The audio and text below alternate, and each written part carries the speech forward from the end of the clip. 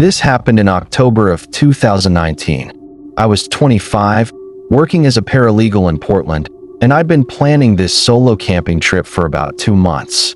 My roommate Maya thought I was crazy for wanting to go alone, but I needed the reset.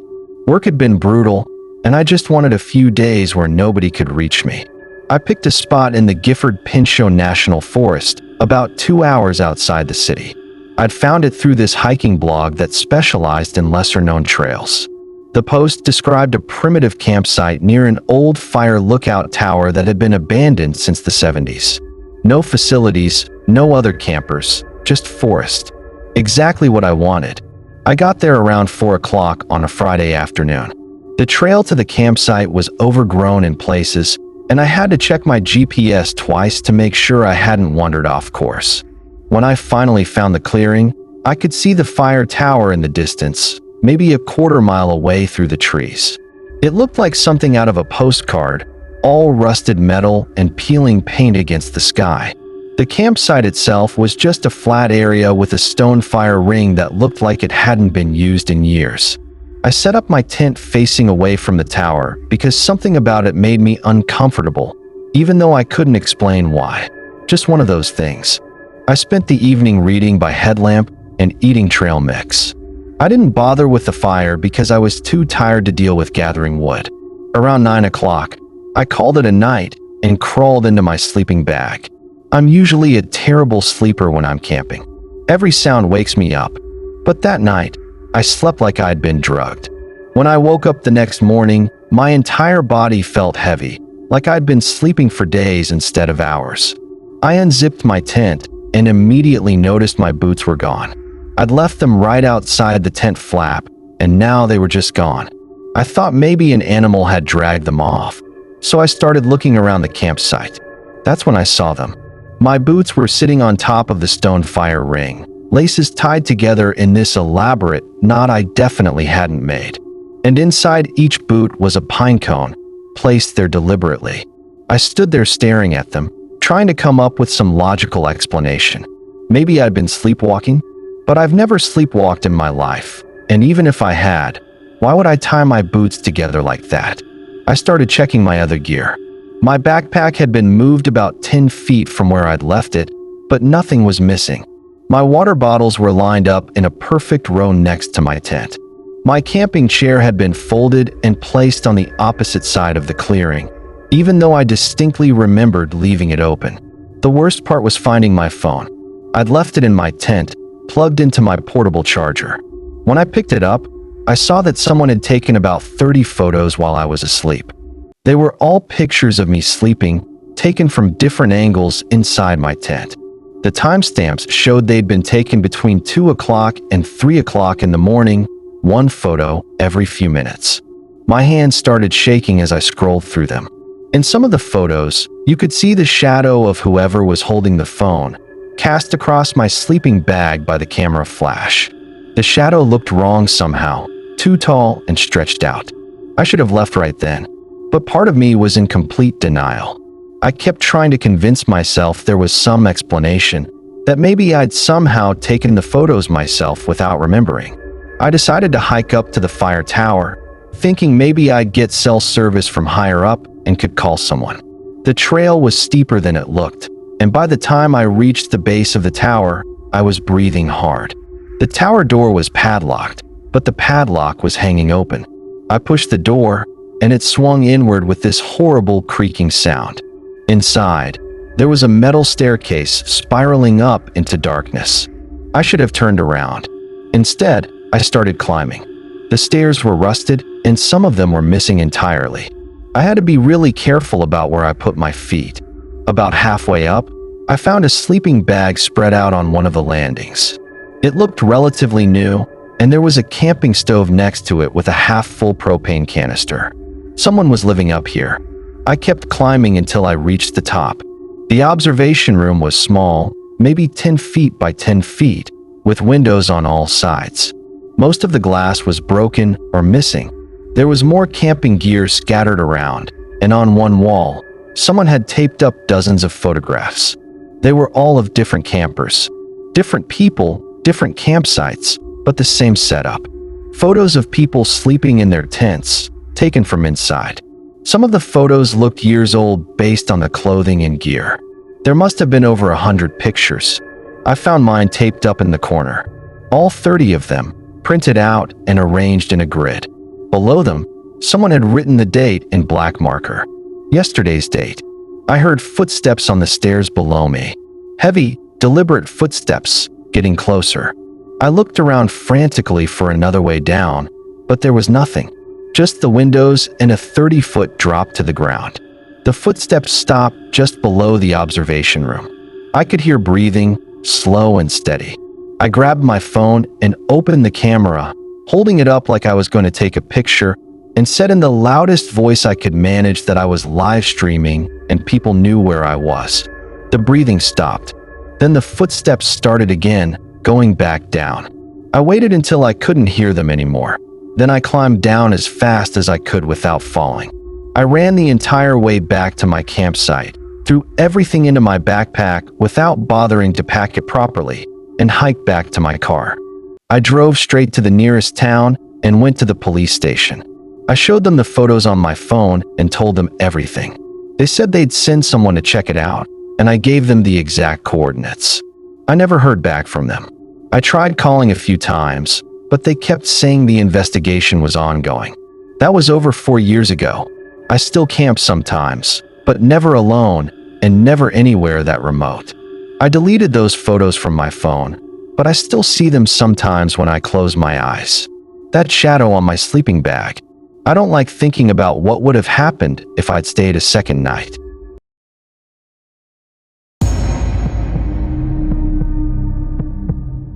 My name is Derek. This happened in the summer of 2021 when I was 30. My buddy Jason and I had been talking about doing a fishing trip for probably a year at that point, and we finally managed to get our schedules aligned for a long weekend in August. We decided on this lake in northern Wisconsin that Jason's uncle had told him about. It was on state land, totally legal to camp there, but you had to hike in about 3 miles from the nearest parking area. The lake supposedly had some of the best bass fishing in the state, and since it was such a pain to access, it rarely saw more than a handful of people all summer. We left on a Thursday morning and got to the trailhead around noon. The trail was well marked at first, but after about 1.5 miles, the markers just stopped. We had to navigate using Jason's GPS, which kept losing signal under the tree cover. We backtracked twice before we finally found the lake. It was worth it, though. The lake was beautiful, maybe 1/2 mile across, surrounded by thick forest. There was a small beach area on the eastern shore where it looked like people had camped before. We found a fire ring and some logs arranged around it like benches. We set up our tents about 20 feet from the water and spent the rest of the afternoon fishing. The bass were biting like crazy, and by sunset, we'd caught enough for dinner and breakfast. We cooked them over the fire, drank some beers, and just enjoyed being away from everything. Around 10 o'clock, we heard a boat motor, which was weird because we hadn't seen any boats on the lake, and we definitely hadn't seen anyone else on the trail. The sound was coming from somewhere across the lake, but we couldn't see anything in the dark. Jason called out, asking if anyone was there. The motor cut off immediately. We waited, listening, but there was nothing, just silence. We chalked it up to echo, or maybe the sound carrying from some other lake nearby, even though that didn't really make sense. We stayed up for another hour, then killed the fire and went to our tents. I fell asleep pretty quickly. The next thing I remember was Jason shaking me awake. His face was right up against the tent mesh, and he was whispering urgently for me to wake up. I checked my watch. It was 3:47 in the morning. I asked him what was wrong, and he told me to be quiet and listen. At first, I didn't hear anything. Then I caught it, splashing, like someone wading through shallow water, but moving really slowly. We both crawled out of our tents as quietly as we could. The moon was bright enough that we could see the lake pretty clearly. There was someone standing in the water about 40 feet from shore, facing us. The water was up to their waist, and they were just standing there, completely still. Jason called out again, asking if they needed help. The figure didn't respond, didn't move. We stood there watching them for probably 2 full minutes. Then they started walking backwards, deeper into the lake, still facing us. They kept going until the water was up to their neck, then their chin, and then they just went under. We waited for them to surface. Jason had his flashlight out, scanning the water. Nothing. No bubbles, no movement, nothing. Jason said we needed to call for help, but neither of us had service. We stood there debating what to do for probably 10 minutes. Jason wanted to wait out and see if we could find them, but I told him that was insane. What if it was some kind of trap? What if whoever it was wanted us to go in the water? Eventually, we decided to wait until morning and then hike out to get help. We didn't sleep. We just sat by the dead fire, watching the lake. Around 5 o'clock, the sky started getting lighter. That's when we saw the boat. It was a small aluminum fishing boat, pulled up onto the beach about 100 yards down from our campsite. We hadn't noticed it the night before because it was hidden behind some brush. Jason and I walked over to check it out. There were no oars, no motor, nothing inside except some rope and a tackle box. The tackle box was locked, but I could see through the clear plastic lid. Inside were driver's licenses. At least a dozen of them, maybe more, all different people. Jason opened his mouth to say something, and that's when we heard the splashing again. We both turned toward the lake. There were 3 people standing in the water this time, in the exact same spot as before, water up to their waists. They were all facing us, not moving. We didn't say a word. We just ran. We grabbed our tents without bothering to break them down properly, shoved everything we could carry into our backpacks, and started running down the trail. I kept expecting to hear footsteps behind us, but there was nothing. We got lost twice on the way back because we were moving too fast to navigate properly, but we eventually found the parking area. We drove to the nearest town and went straight to the police. We told them everything, showed them the exact location on the map. They said they'd send someone to investigate. We never heard what they found, if anything. Jason tried following up a few times, but they stopped returning his calls. We talked about going to the news or posting about it online, but honestly, we just wanted to forget about it. I haven't been fishing since. Jason moved to Arizona about a year later for work. We still talk occasionally, but we've never discussed that trip. I don't think either of us wants to.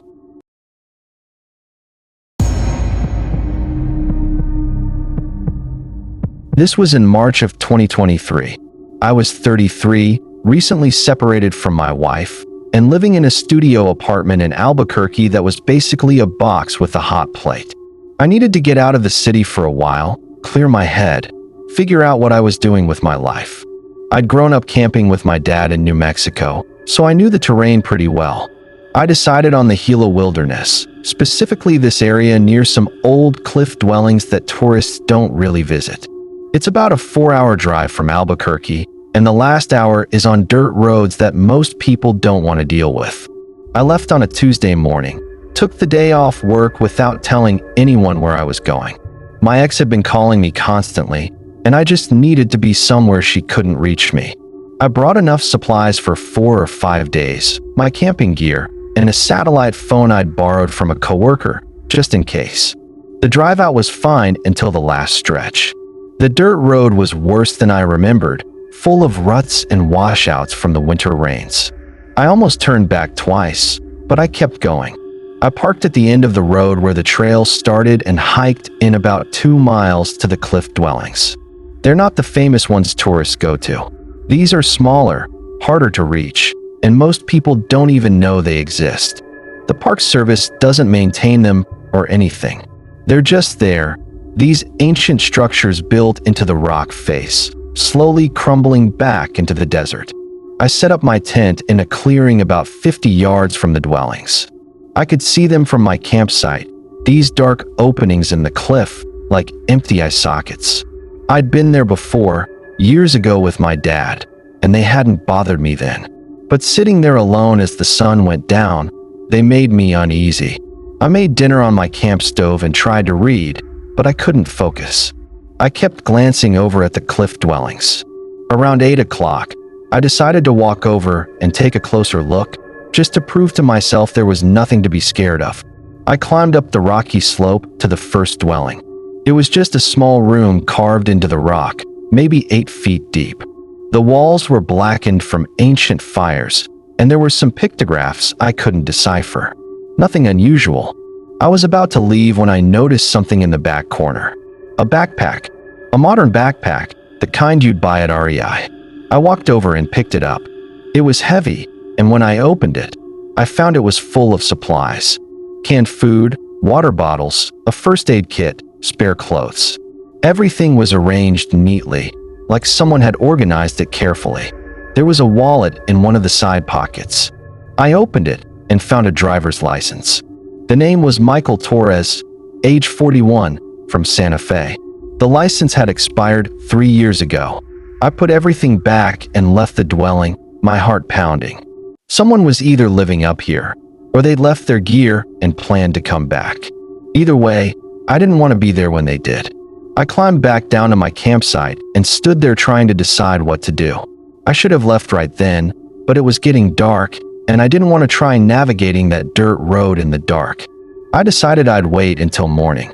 I crawled into my tent and tried to sleep, but every sound made me jump. Around midnight, I heard footsteps. Not animal footsteps. Human footsteps, walking slowly around my tent. I grabbed my flashlight and called out, asking who was there. The footsteps stopped. I waited, listening. After about 30 seconds, I heard them again, but this time they were moving away toward the cliff dwellings. I unzipped my tent and shined my flashlight in that direction. I saw someone climbing up toward the dwellings, moving quickly despite the darkness. They disappeared into one of the openings. I sat there with my flashlight, watching the cliff. I saw movement in the dwelling I'd been in earlier. A light flickered briefly, then went out. I waited for another hour, but nothing else happened. When the sun came up, I packed my tent without bothering to fold it properly.